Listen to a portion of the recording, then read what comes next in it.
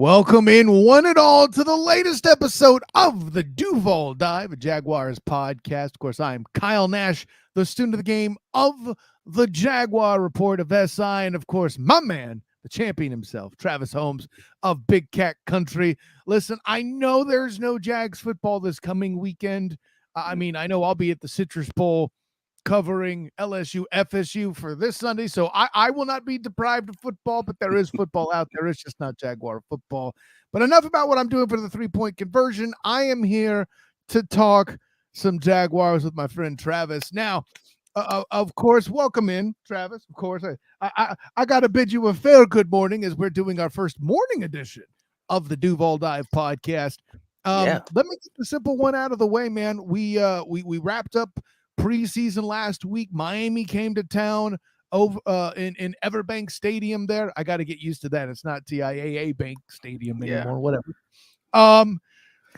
First of all, kind of give me your thoughts on preseason as a whole and what you think of the final roster such that it was. I know we have some moments where the two of us look particularly smart based on some of the players retained, but your thoughts on preseason, my friend. I mean, the preseason overall was obviously it was an incredible season, preseason, probably one of the best preseasons you've seen if you're a Jaguar fan since the late 90s. Like realistically, was the last undefeated preseason outing, if you want to call like the final preseason here a victory. I know it ended prematurely and was technically suspended, but it is undefeated technically. There's not a loss levied. That's a fair point. 97 was the last undefeated season, and I'm not even really focused on the record because, you can be a 2-1 or whatever, maybe 2-2 previously when there was 4 preseason games team, and still be an incredible, preseason for your starters and your depth and et cetera. The final score a lot of the time doesn't matter, as you've mentioned a few times on the Jaguar Report. But I will say, anyway, it's a whole lot of fun and the points don't matter. Yes, thank you, Travis. Right, but I will say at the end of all of it, like I've not seen as exciting of a preseason where I care about who's my depth pieces. I actually care enough to keep watching in the third quarter and the fourth quarter because we have this exciting young quarterback and this exciting depth, at receiver that I'm really wanting to pay attention to late in the third quarter when they're running routes against insurance agents and future mailmen. Like it is awesome. It's an awesome situation to just be able to watch the game and actually care even when the score doesn't even matter. Like that's been overall what it's been like this preseason. And the only real thing that I can say of concern within that preseason just happened to be the injuries because we just hadn't seen that all up last year being such a healthy team.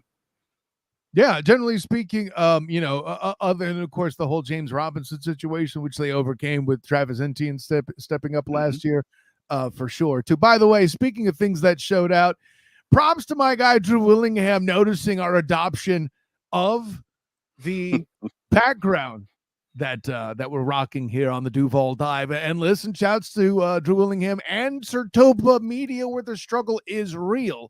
To be awesome. We appreciate your support. Check them out. If you aren't checking them out through that YouTube page, you could always, of course, check us out on the pod afterward on Spotify through the Student of the Game podcast channel there and wherever you get your podcasts. Of course, you can check us out through A7B and Sports Facebook page, Student of the Game Facebook page, and the Huddle Up podcast YouTube channel, as well as my Twitch and Twitter streams at the SOTG. So enough with that housekeeping over there. I remember you and I were talking big about Tim Jones. He made the final, and my pounding the table that you can't coach size I'm not going to say it got Jacob Harris on the practice squad, but at least somebody appears to be in agreement with me. You mentioned the receiver core being something that I'm impressed with too. I talked to Jacob Harris himself after the final preseason game, and the way that these guys worked together is they all knew they had a special group in there And they all were trying to help each other as best as possible so they could show out to even hit the waiver, possibly the waiver wire and get picked up somewhere. Right. Because they understand the reality that it's a business and not everybody's going to make it. So to hear these guys work together to help themselves ball out and look as good as possible so that everybody at least gets a job somewhere, if not there. And listen, this is a harsh environment. Even Coach Peterson's kid got cut, so yeah. I'm sure he spent one night on the couch, and then they signed him to the practice squad the next day, and everything's all right. Everything's all good in the household. He has his seat at the top of the table, set again. So good job, Dougie. I'm happy your household's still stable. Thanksgiving will not be awkward as it could have been. That's right. I agree with that, Travis. But with all that in mind, what's a move that you feel like there's a lot of, how you say, backlash to? That's a little bit of an overreaction. Well, that's the fun part about this, is because a lot of these moves, if I want to be real about this, a lot of these moves were shocking. A lot of these moves were probably overreacted to, and we can say that now because we're looking at this with hindsight. Obviously, we know who was signed, to the practice squad. Nearly everyone. That most of these players that we thought would have been picked up and probably should have been picked up weren't.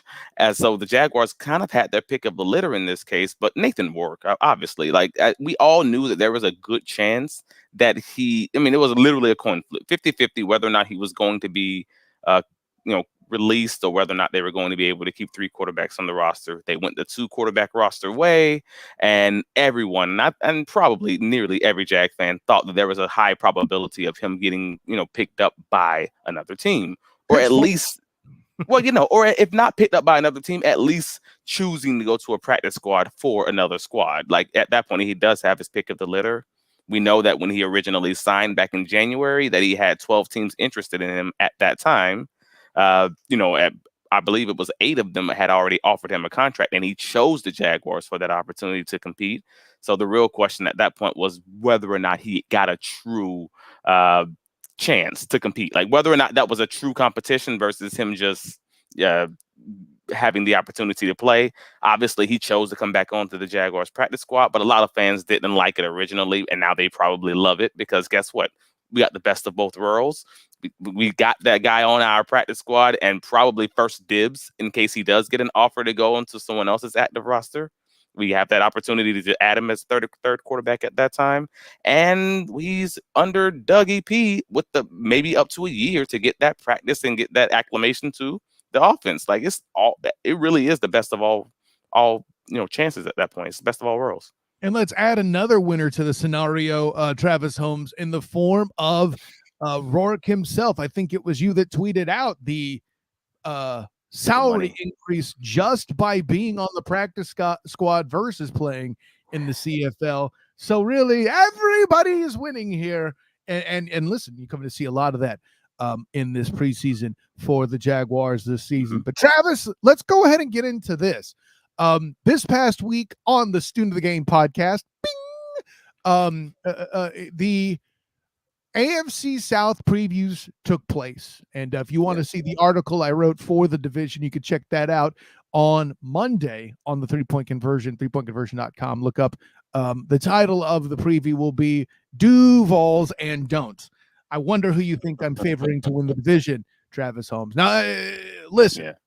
And we'll start out talking about the Jags because the name of this particular show is the Duval Dive. Okay, we're not going to start out talking about the Titans here. Okay, but I did want to go through.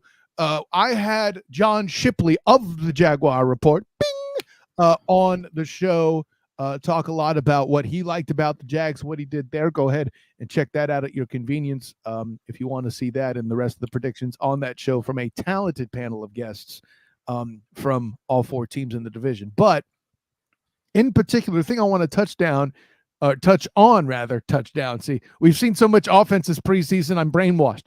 The thing we want to touch on there is Shipley's 13-4 record prediction for the Jacksonville Jaguars. Now, I remember, and your opinion may have changed a bit, Travis. I'm not trying to tell you that you're, This isn't this team makes me drink, Travis, we're talking to right now. This I'm is fairly not. certain. This is not that. Not yet, anyways. And if things go according to plan, I assume they aren't.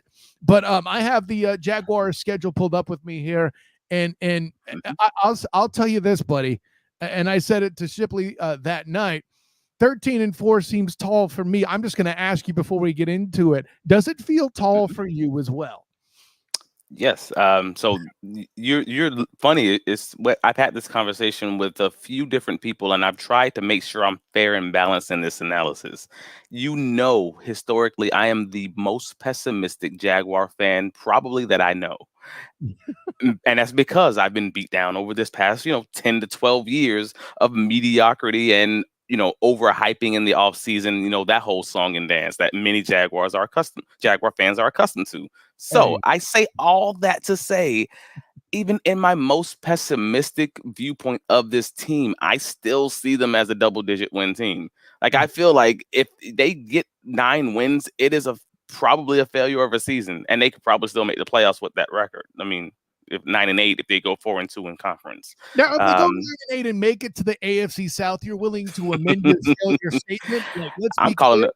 I'm saying what I'm saying. I'm saying what it is. Like, Yeah, hey, with this schedule, unless there are serious injuries, which is possible, as we've already seen this right. preseason, like Barring injury, let's get that out of the way. barring that, discounting that, if there are not any serious, like a serious spread of injuries on this team, I don't know how you don't get 10 wins with this schedule. And that's my pessimistic view. So I don't blame John for saying, hey, man, 13 wins is what I'm seeing. I do feel like that's a tall order for a young team, and this is still a young team. Let's not forget that that streak at the end of the season does not change what happened at the start of the season. Also, this is a team that still can have those ups and downs, as we even saw in the preseason with those random fumbles from your rookie running back or your random interception for Trevor that's early in the game and then he gets over it. Those things will still happen, and we have to acknowledge that. And those can be the differences in those tight games. So yeah, 13 wins is a tall order. I'm putting it around that 10-11 mark, and I think that's reasonable. So I think we just broke the internet because during the AFC South preview edition of the Student of the Game, I myself had 10 wins for Jacksonville Jaguars. Let's go. So with all that in mind, I'll say this too. And you were talking. I'm glad you brought up the end of that streak last year, and then how it might be set up for a different team this year. I actually talked with Christian Kirk after Mm. the Jaguars game there at Everbank, and here's kind of what he said about that whole And one vibe. last thing, you guys are kind of last year. It was it was always the Jags. You and I talked about that at the end of the year last year and how you guys would come back.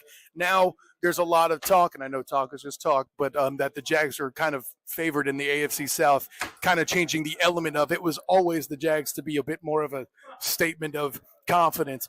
What is it? Is that kind of the message you're getting together with this team? What's kind of the attitude of this team heading into Week 1? Honestly, we're flushing anything that happened last year, and we're just managing our expectations for ourselves. Now coming into a weekly basis, if we win a game, that's what we're supposed to do. That's going to be the expectation. So, for us, it's just taking it 1 week at a time, not looking too far ahead, and just maximizing our potential as a team. So, to Christian Kirk's credit, he's one of those guys. I'm not going to call it coach speak because there is Mm. substance there, but he's going to use choice words. He's not going to talk with the confidence that one would expect a receiver to have. And hey, that's what you expect from a vet like Oh, Christian no. Kirk to nail Oh, it. no, absolutely. That's my guy, and he's not going to give anyone any kind of bulletin board material. He's smart about that piece of it. However, if I may, there is substance there, right? That part he's talking about the confidence. Granted, he doesn't reference Thanos like I do, and it was always the Jags becoming a statement of inevitability, but he mentions the confidence. He mentions the raised expectation, and that's the attitude you have to have. In Mhm. plucky down 27 points ain't going to cut it anymore, all right? There is no more Jocko Willick. Hey, we're down 27. Good. That's not how they want to approach games. I think fast start is something that's in this team's head.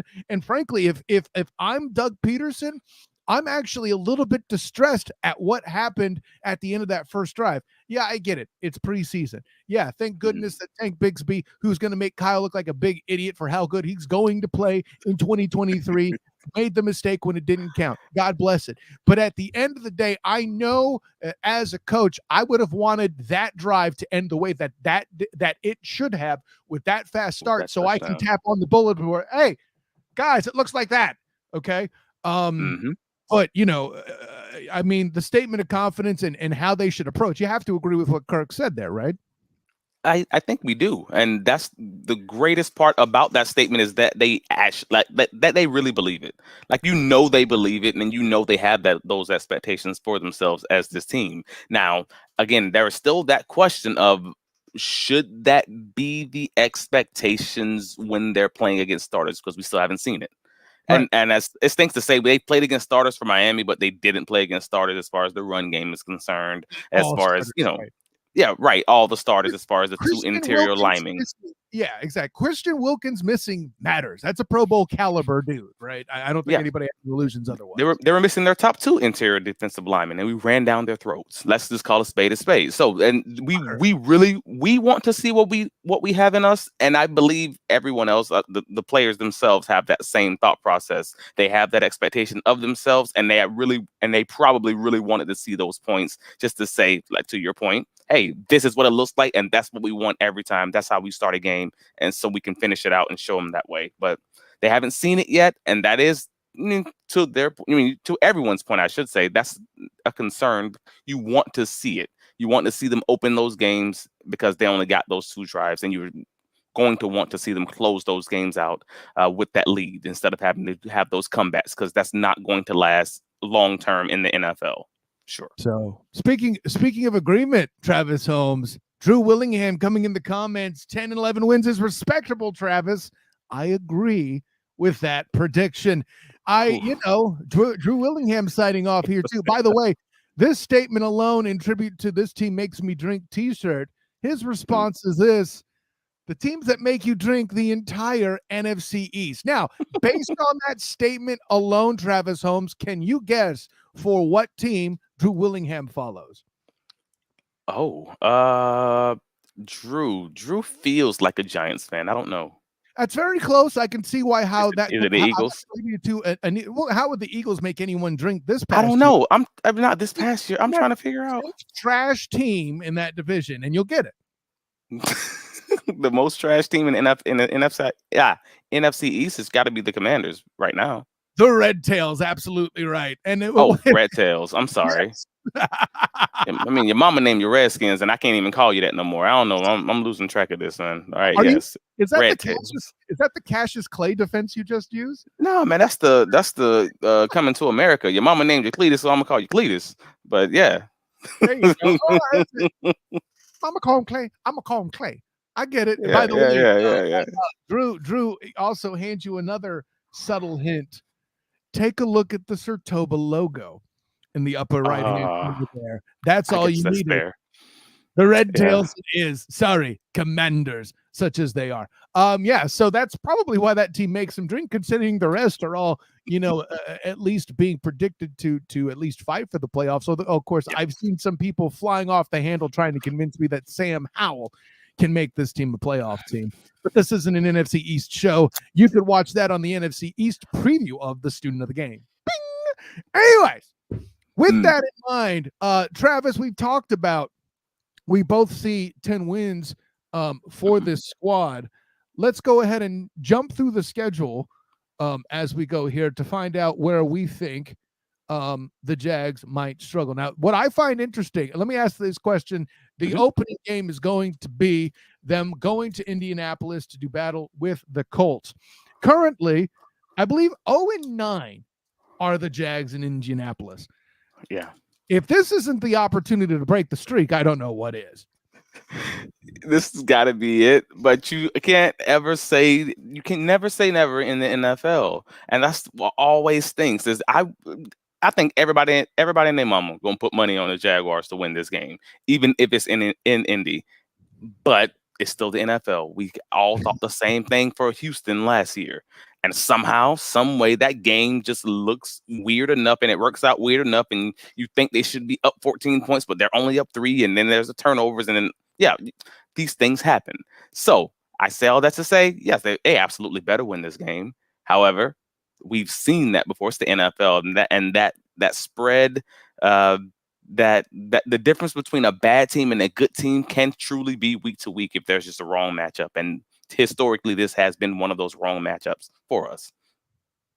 And just for the sake of conversation, I do have the Jaguars sweeping the Colts, but again, barring the football gods coming in with what happened was, as the Jags do, I got a Colts sweep there too. So when we come across the Colts later in the schedule, that's how that'll probably go. I'm going to safely put the home opener against the Chiefs as a probable L, but you never know. They may the Chiefs have started slow in other seasons past. That should be an interesting game, considering the vengeance vibe and how emotional the Jags can play at times. I have them hosting the Texans. I have them splitting the Texans this year, Travis. What say you?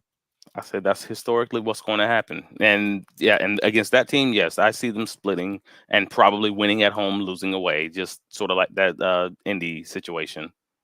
Yeah, I agree. By the time they play the Texans later in the calendar, CJ Stroud would have had more time to get comfortable. The receiver connection would have only improved. The Texans in this past offseason, let's say only the top 2 picks overall at 2 and 3 because they traded up with Will Anderson and CJ Stroud. Let's say that's all that works out. They secured 2 of the most important pieces on the field as improvements. And oh, by the way, they secure Laramie Tunsil at a tackle to secure one of the third. So, if in the offseason you can get better at 3 important spots, you're looking better as a team are the Texans. So, we'll leave that at that. After that, they head to London. Travis, I see them going 2-0 in London. And yes, I'm including the Bills because not only have the Jags done well against the Bills in the past, the Jags are more comfortable in London than the Bills would be. What say you? We have the Bills number for the most part. And we just do. We hold them to a low amount of points no matter what our defense looks like when we're playing them. And that's whether it's the Tyrod Taylor Bills or whether it's the Josh Allen Bills. For whatever reason, we are just a bad matchup to them, just like there are certain teams that are bad matchups to us historically. Again, the Colts and the Titans. It's just one of those things that stinks, or us against the Steelers for that matter. We're just a bad matchup for them no matter what our team looks like. So I agree with you. I think we're going to go 2-0 in London, and I think we're going to have that advantage. I'm very thankful to the NFL schedule making gods for allowing that 2-week spread in London, as much as some Jack fans didn't like it at first. Yeah, and I get that too. So based on that alone, after the second Colts game there too on October 15th, we just put this team at 5-1. Yeah. And just like that, right? However, on Thursday, they will head into the Bayou of the Superdome to battle the Saints on Thursday night. That game's interesting. Today, I'm going to call it a Jaguars win, but the Saints leaning more as a defensive team than ever before, and it being a Thursday night game. I can see them dropping that one. What say you? I have them as a win, but it's one of those coin flip games that I really do feel weird about. Just again, calling it like it is, that because of the way that they play defense, they're a lot more like those, Titan teams, a lot more like those Steelers and Ravens, those teams that are going to keep their offense with around 20 to 21 points. And when those games happen like that, it just comes down to ball control, who doesn't turn the ball over, things of that nature. So to your point, yeah, it can be one of those coin flip games that you hope you can come away with a hard-fought victory, but you never know. We may change our tune by week 6, week 7. Yeah, what's interesting here, I see Drew Willingham telling us 4-2, but he says it's not because of the Bills, but the potential 6 or 7 losses on the season being against the Colts, because anything can happen in the NFL. In other words, he's putting what happened was in the hands of the shoe. I'm not mad at it. I'm not feeling it this year. There are other years where I'm like, oh yeah, totally. This is not that one. But like Drew said eloquently, anything can happen in the NFL. Let's take it beyond that Thursday night. It would be the Jags at that point going to Pittsburgh. Travis, I have that as an L. I know that they've been battling well lately, but with the offensive line being what it is, I see them having trouble repelling TJ Watt and company in that front, and they're going to have problems moving the football. I think it sounds like you agree with that too. I had that, and that's weird because again, they're at that point we already had them at 6-1, I believe, and for Jaguar fans starting off 6-1, that is just an incredible start to the season. However, again, as I said earlier, there's going to be those ups and down games that you feel like they should win, that they're just not, because those are good defenses that are going to keep that score low. Pittsburgh is absolutely one of those well-coached teams that are absolutely that they're in that bucket. Pittsburgh, I think, will walk away with that victory in a low-scoring game. And I feel like Pittsburgh's being slipped on in overall, too. I think they're a playoff team no matter what the national media says. It would not be the first time I agreed with, and correctly, opposite of the lamestream media. Let's keep it rolling, Travis. We have, let's see, we got the Steelers. The week after that, what a tough pairing coming back home to face the 49ers after TJ Watt. Listen, I don't care what their quarterback situation is. This is another game where the best chance for victory is if the Niners hit an injury spell like they did last year. That's the only thing in my mind that makes this unpredictable. If you could keep the Jags on the ground, Dougie P's coaching strategies tend to waver some. We have seen that before with other teams. I got the Niners winning it here. Call me a homer if you want. What say you? I got the Niners winning also. And again, best case scenario. What's disagreeing? What's going on? My problem is my best case scenario is that this team wins 13 to 14 games. That is the best case scenario, and I can absolutely see it. And that's the reason, I go back to John's point earlier. Yeah, this could absolutely be 13 wins. However, some injuries somewhere are going to happen. There's no way they were going to lead the NFL in injuries and games missed from your starters due to injury. Again, 2 years in a row. That's what happened last year. And we've already started the season off with showing injuries on the offensive line and literally no depth at defensive end. I'm not crazy. I have to acknowledge this. So because this is football, you're going to lose games that you should win. You're going to win games that you should have lost. Hey, I have them going 0-2 versus the Steelers and the 49ers. That's just what I have. I'm sorry. It's the middle of the season. It's right at that time that you might just hit a dip. And, as we're closing in on time here to finish it out here, what I will say is, I'll ask this: 1-1 with the Titans this year. That's where you would put that, right? Yep. Surely. Okay. That tracks for me too. We said 1-1 the Texans, so we could skip that. This basically leads us to what I think is the toughest stretch of schedule, leading in at least in the back half of the year here. Oh, I'm sorry. Can I correct you? I do apologize. You had them 1-1 against the Texans. I actually have them. I have them 2-0 against the Texans. So we do differ on that one. That's interesting. Okay. Fair enough. That would be nice to see, but yeah, I have them splitting with the Texans. I think the Texans are a little feisty this year. I think they're going to surprise some people. I have them at 7 wins. You could check the rest of my team's picks on the AFC South preview of the student of the game. Bing! Anyways, this particular stretch, though, Bengals, Browns, Ravens. Travis, 2-1 here would be awesome. Something tells me you got 1-2. I do. I have them losing against the Bengals, losing against the Browns, and beating the Ravens, because we always have the Ravens number. Doesn't matter if it's fluky, doesn't matter if it's weird, it just always happens. And their injury status too is I think going to be the biggest factor. Also fair. Yeah. Also fair. But and again, the Browns are one of those teams where I thought Deshaun Watson just looked really weird and rusty last year, but I don't think that that's going to be the case based on what you're hearing anyways. And if he's just an average quarterback with that team, that offense, that defense, that the way that they're able to run the ball, it's one of those just feisty teams like the Steelers that I think we're going to struggle with later in the season. I think we may be hitting our peak at the right time. I just think it starts later in the season, a lot like last year. And final 2 games outside of the AFC South, I think they're 2-0, though the Panthers might be frisky. Bucks, Panthers, Bucks in Tampa on Christmas Eve. I have that 2-0 with that pairing as well. We do agree. There you go. So with that in mind, that'll wrap up this edition of the Duval Dive. We barely squeezed in the 30 minutes here. We might be a little skip over. one. No, what'd I skip? The Titans, the last game of the season. You're not paying attention. I said the last two outside of the AFC South because we already said that they would split. Oh, and now dang it. So we're both in agreement that they're going to lose against the Titans in the last game of the season because they're sitting their starters. Basically. Yeah. So with that in mind, Travis, tell the people where you can be found, my guy. Well, I can be found on all the socials. Travis D. Holmes, obviously on Twitter, Threads, Facebook, you name it. It's Twitter. Yeah. Your mom called you Twitter. I'm gonna name you Twitter. All right, cool. Yes. You can find me on all the socials, Travis D. Holmes. You can find my writings on bitcatcountry.com. And you can find me on the South Florida Tribune's Inside the Pigskin on Tuesdays at 8 p.m. I'm a panelist on that podcast, and you can also find me every week on the Duval Dive, a Jaguars podcast.